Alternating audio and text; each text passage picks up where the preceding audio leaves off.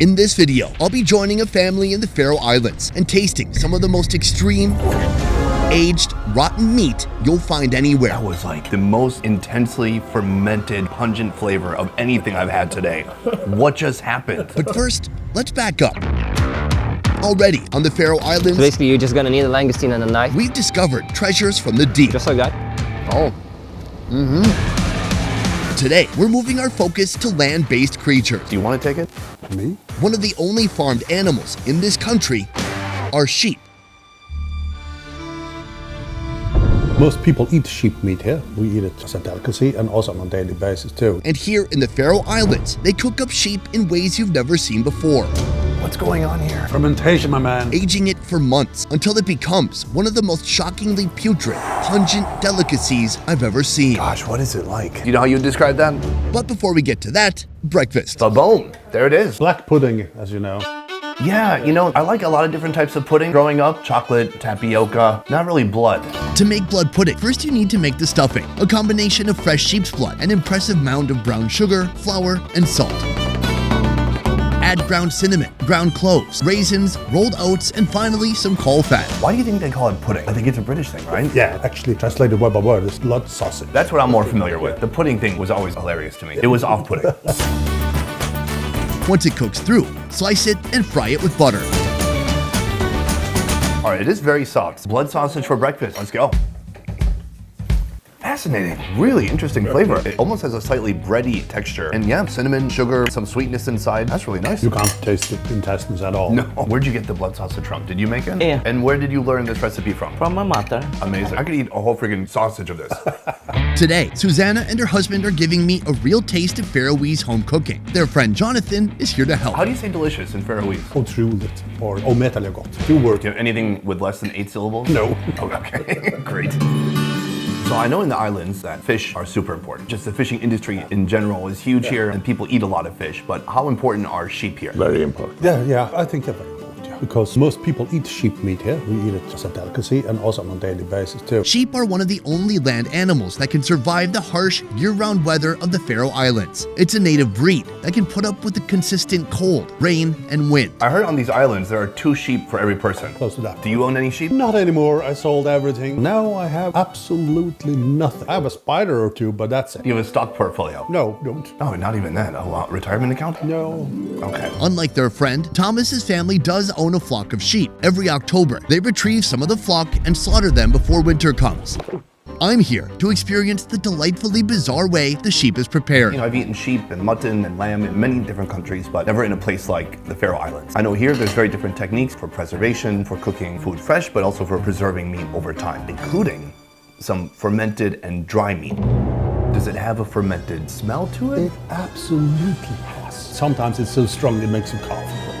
That's the fermented smell of it. I have a lot to learn today. First things first, we have to go get that sheep. We have to go get this sheep and kill it. And kill it. Folks on these islands have a very hands-off approach to raising sheep. In fact, they do almost nothing at all, as the sheep roam freely, chomping away at the island's lush grasses. When it's time for the slaughter, the sheep are captured and brought to temporary barns where they might stay for just a day or 2. Do the sheep here ever live in barns? No. Always outside, always eating fresh grass. So it costs like nothing to feed them. No.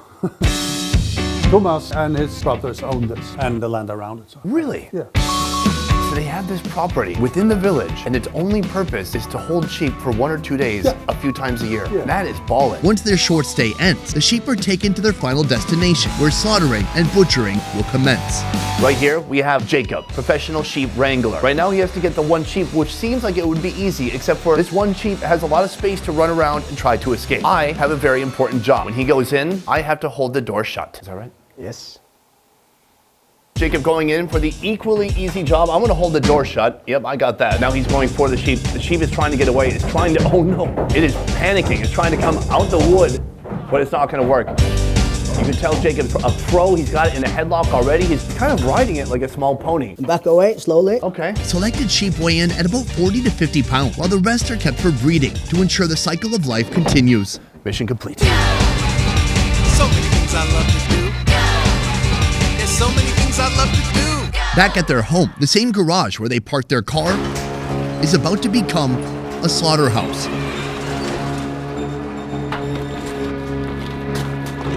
During the mid-October school break, Thomas and Jacob gather for the annual slaughter.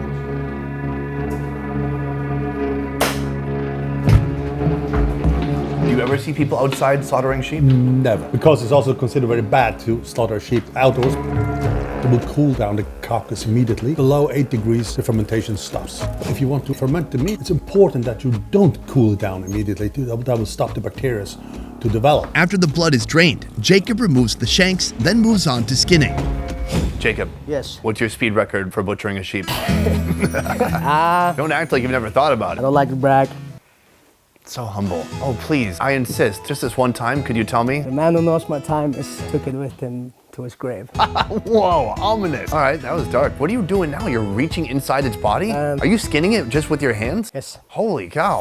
Jacob and his father butcher about 20 sheep per year, enough to last throughout the entire next year. During this time, he's known as the butcher. But for the rest of the year, he's a boat machinery engineer. How old were you when you first saw this process? 4 or 5 years. And then how much therapy have you required since that time? No. This is what bothers me. It's like, it's so normal here. Yeah, my father taught me, his father taught him, and that's how it rolls. It seems like raising sheep, slaughtering sheep, it's like a normal part of daily life in the Faroe Islands. It is. In fact, Faroe Islands mean sheep island. Sheep have been a vital part of sustaining life on the Faroe Islands through its history, ever since the Norse settlers brought them here during the age of Vikings. Some of these ancient recipes and methods of meat preservation have survived to this very day. I've never seen a garage like this, I must say. Like a professional slaughtering setup. You have everything you need for the whole operation right here in this garage. You know that's not like every family has that, right? No. I mean, is this typical in the Faroe Islands that people are slaughtering sheep in their own garage? Yes. Wow.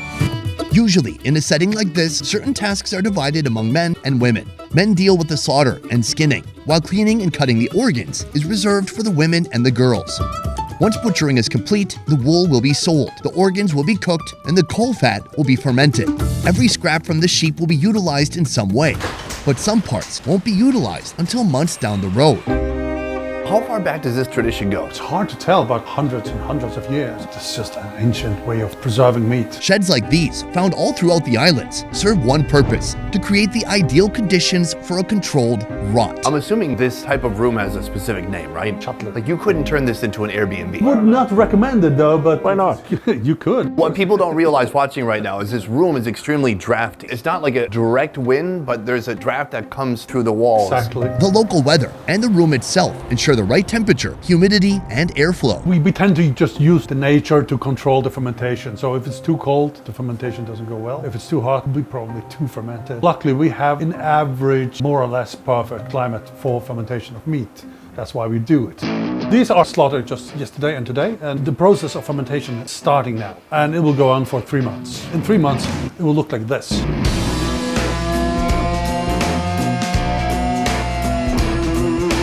At what point do you cut the limbs off? For certain occasions, like December, mid-December, you start eating the ribs. And Christmas, you start eating more and more. And this last part you eat is actually the leg. Gosh, what is it like? Do you know how you describe that? Hard to describe, but something very strong. Taste this one. And then when you cut it open, that's when the ammonia comes out. This has such a strong smell to it. So I've just peeled the fat away quite easily. And then what remains is a semi-dry, kind of gummy, soft meat. Cheers. Oh, that's lovely. A very unique, fascinating texture. It's a melt in your mouth kind of texture. It does have a slight cheesy quality to it. It's exactly the taste you're talking about. Some of the Scandinavian cheeses and French cheeses, they have exactly this kind of taste. Yeah, it's where the smell is kind of offensive, but then when you bite into it, that's all gone. Speaking of extreme, what is this right here? This is the same fermented meat, but cooked in the broiler for about an hour. This whole room reeks of this flavor. For us, it smells like Christmas. It is so intense. The outside is crisped up in the oven a bit. It's fatty and juicy. Everything looks great about it, except when you take a whiff, that is intense. Cheers.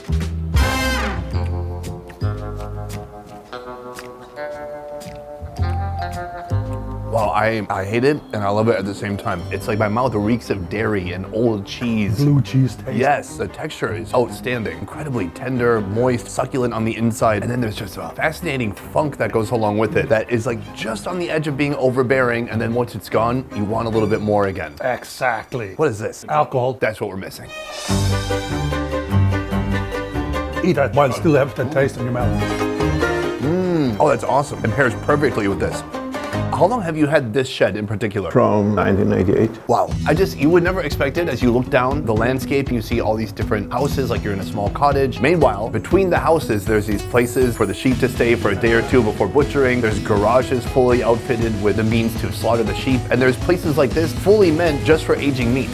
Is this common? Yeah. So wild. Soon, I'll face off with the sheep's face as the family prepares a traditional Faroese supper.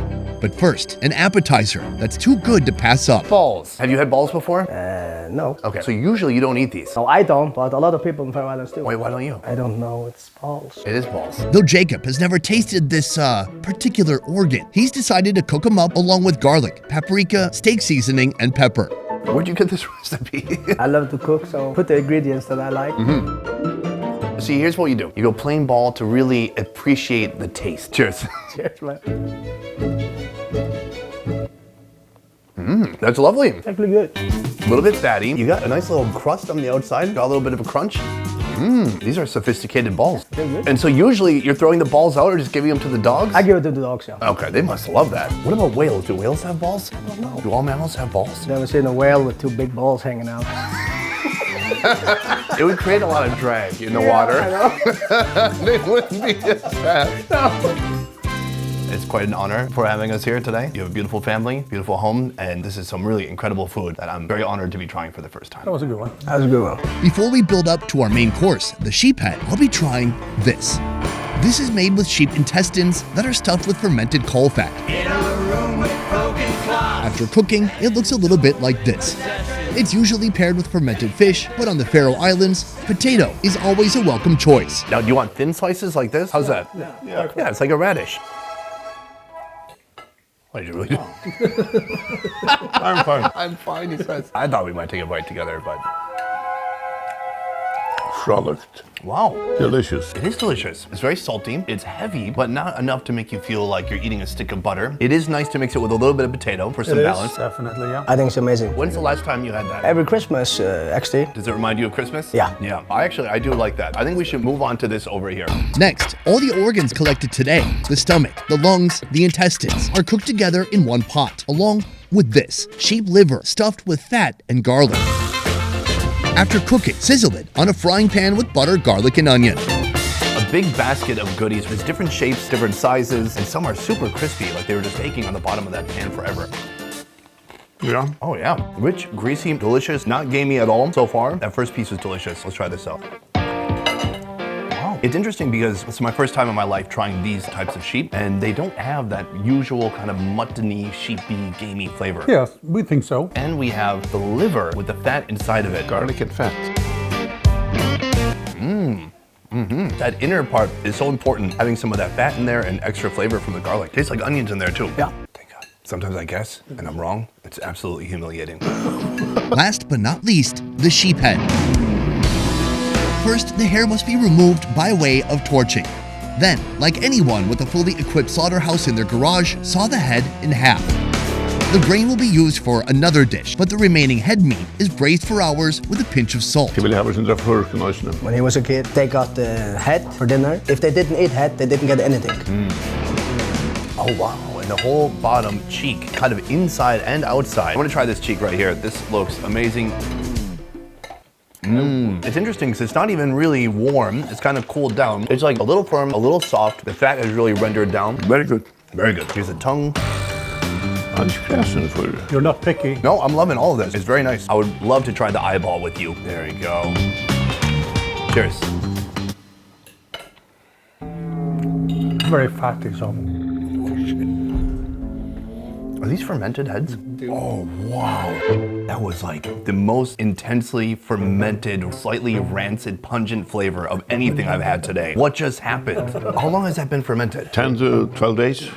And fermenting in this case means what? It's been put... Just left out there. Wow, that was intense, but that's not gonna kill me? I wanted to ask you a personal question. Yeah, no problem. Growing up here, how was it fitting into a culture that's rather homogenous? Everyone kind of, well not kind of, everyone looks the same basically. You look different.